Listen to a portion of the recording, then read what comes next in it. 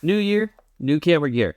A lot's changed in the last year, so let's go over everything I've kept and changed in my camera bag for 2026. Welcome to the bright side.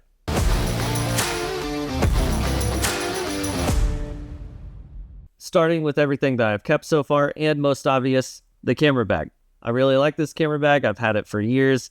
Got it at Best Buy on sale like a long time ago. It's held up super well. It works really well. I have enough storage inside for all my camera gear and including my laptop.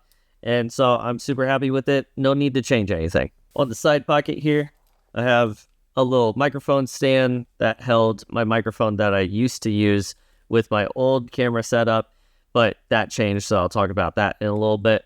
But I used to use this in all of my older videos. I don't use it anymore because I've moved to a shotgun mic. Also, we'll talk about that here soon. So I haven't had a use for this besides aesthetics. And now one of my friends and I started a podcast together. So I figured that was a good opportunity to bring this back out of retirement and use it for something different. Moving into the inside of the bag and the heart and soul of my kit is my Nikon Z5. For a while, I was thinking about upgrading to the Z5 II, which is an amazing value for what you get for the money, but I decided to hold off a little bit for a few reasons. Number one, I'm just really comfortable with this camera. I know this camera like the back of my hand.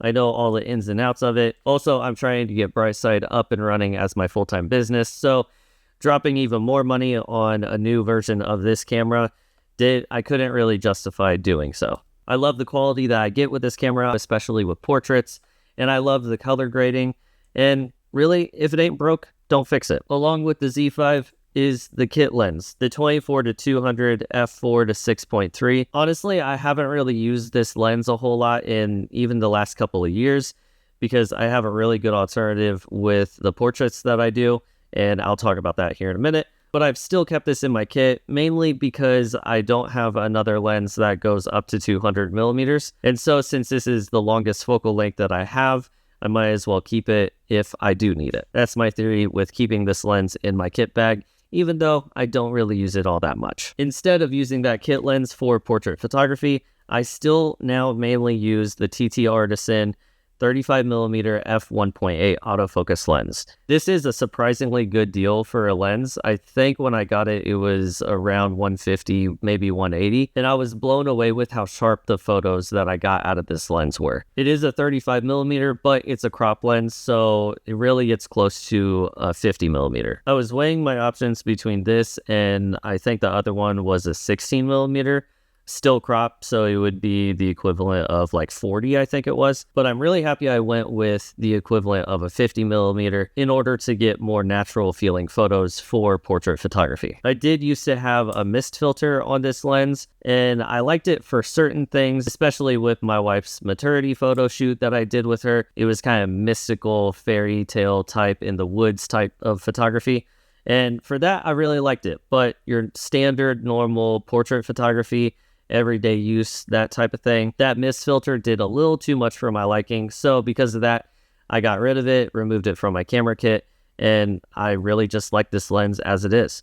If you want to see more about this lens, I do have a video I'll link in the description below. Along with the Z5 kit, I still do use the Falcam combo with the Peak Design strap. This to me is just a really good way of holding your camera when you're not using it. Usually I just put it around my shoulder so it's hanging on the side, and then on the camera itself, on the bottom, it comes with a little adapter that slides in and clicks. It is super stable and you don't have to worry about it getting loose or falling or anything. And then when you're ready to use it, you just click the two buttons on the side, slide it out, and then you're ready to go. A lot of times when I'm shooting and I have a strap directly tied to the camera, it just tends to get in the way. For a while, I just took the strap off and never used a strap, which was for sure a little dangerous to do. So instead of dropping and breaking a $1,000+ camera, I went ahead and went with this Falcam Peak Design combo strap situation. I've been super happy with it and I haven't had any issues, so I'm keeping it in the kit, especially for now. The final thing I've kept the same in my kit is a brick light. Any sort of small portable light source will do, but I just really like this one because it has a light diffuser as well as different options for color hues and temperatures. I don't use it a whole lot, especially since now I have like actual proper lighting for my videos. But when I'm needing to fill dark spaces for, say, like product photography or small objects, things like that, something like this will go a long way, and they're pretty cheap and affordable. So if you don't have one of these already, definitely pick one up and just keep it in your kit. You'll never know when you need it, but when you do, you'll be glad to have it. That's everything that I've kept the same in the last year. So let's move on to the new stuff that I swapped out. The first thing, and arguably the most important, is an external hard drive. Especially if you're doing any type of videos, having an external hard drive is definitely a must-have. Before I got this, I just kept all my old videos stored on my MacBook Pro, and because of that, the amount of storage I was taking up on my MacBook was quickly becoming full.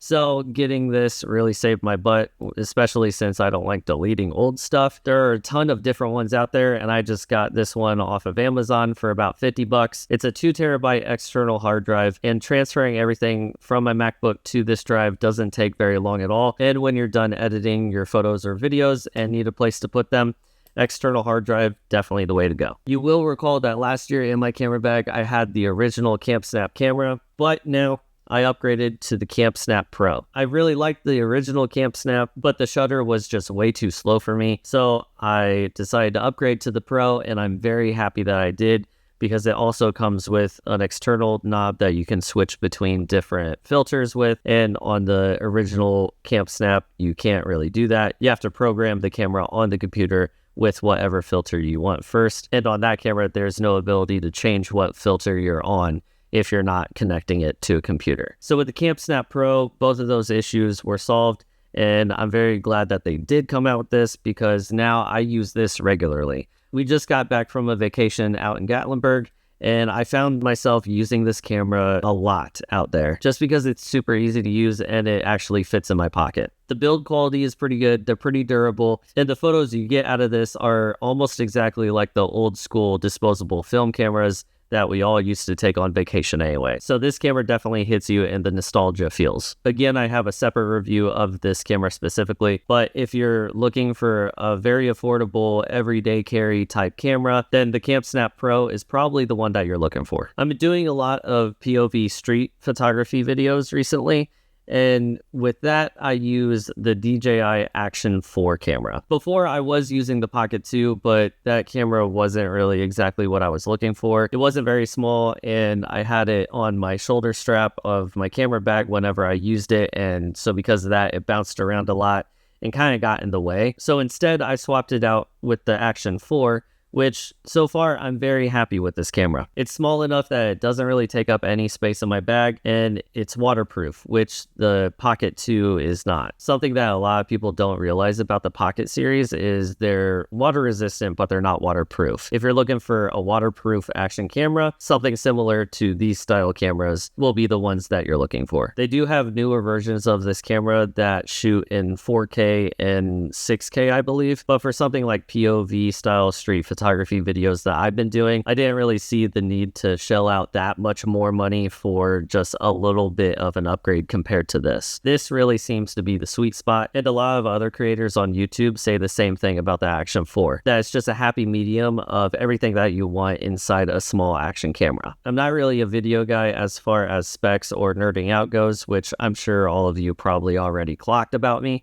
So I don't know if I'll be doing a review of this camera. Maybe after me using it for a long time, I'll talk more in depth about it and how I use it in a lot of my videos. But I don't know. We'll see. Maybe in the next year, I become super deep into cinematography and videos and stuff like that. But as far as right now, I'm just a stills guy. In order to get the POV shots with the Action 4, I decided to go with the head mount instead of like a chest mount or a hat mount. The head mount seemed to be the most comfortable for me. The mount is magnetic, which makes it super easy that you don't have to even look at the mount or the camera in order to get it lined up. It automatically clicks in, and then there's a couple of clicks on the side that hold the camera in place. That way, it's not jostling around on your head, and there's no risk of it falling off. Yes, you do look a little goofy with this strapped on top of your forehead, but you're not going to look as goofy as those weirdos that were walking around wearing those Apple Vision Pros for a while. Remember when those came out and everyone thought that they were going to be the fashion statement of the future? Yeah, that lasted all about, what, like 4 months or something? Now no one wears them. So who cares if you look a little goofy wearing this around?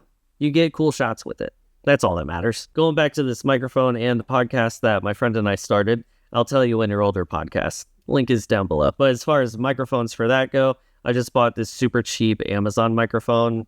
The brand is PQRQP, something like that. Yeah, it was only like $20, and it's not the best sound quality, which sound quality for a podcast seems to be its own monster entirely. I'm working on getting it dialed in, but it's a process. Anyways, for that, I bought this pretty cheap mic kit off Amazon that comes with a couple of clip-on microphones, a receiver that plugs into your phone or camera or whatever you're using. And for that job, it's doing pretty well so far. Just need to dial it in a little bit more. For my current audio in my videos, I've been using a Neewer shotgun mic. Not sure how you pronounce it. But I also got that mic pretty cheap on Amazon. And for just talking headshots like this, it seems to be working pretty well. And I've been very happy with my audio quality for the last few videos. So that'll probably stick around for a while. And finally, the camera that I swapped to for video is the Nikon Z30. That's what you're currently watching me through. For my first, 10 videos or so, I was using the DJI Pocket 2, which I talked about earlier, but really I was not happy with the indoor quality specifically of that camera. It just was too grainy, and really those action cameras are made to be outside anyway. So using an action camera for indoor talking headshots, something like this, it just didn't cut it, and I wasn't very happy with the quality. So instead of that, I moved to using my phone for a little bit, which was working much better. But as far as editing and exporting the videos out of Premiere Pro, for some reason, iPhone footage just does not really hold up well. So I knew eventually I would be needing a dedicated video camera, and shopping around for a little bit, I landed on the Z30. It's Nikon, it's a Z mount lens, which means I can use any of my other lenses on. It came with its own kit lens, which I actually really like, and overall I'm very happy with it. Even shooting photos with it, I've been using it as my main street photography camera, and I'm extremely happy with the color grading of those photos from the Z30. I still need to do a full workup review of the Z30, which will come soon. I'm still just using it as much as I can to learn more about the camera before I actually do that. So that is everything in my camera kit for 2026, including everything that I've kept and everything new to the kit. I know I said last year that I was happy with everything that I had in my bag, which I was. I just needed to fine-tune a few things, and for sure adding more storage and more specialized equipment. So let me know down below what your favorite thing or least favorite thing is in your camera bag. Shirts and hats are available in my shop at brightsidecreativestudio.com. Link in the description below. Thank you all very much for watching. Please like and subscribe if you haven't already, since we're almost to 1,000 followers. We're getting there. And until next time, deuces everybody.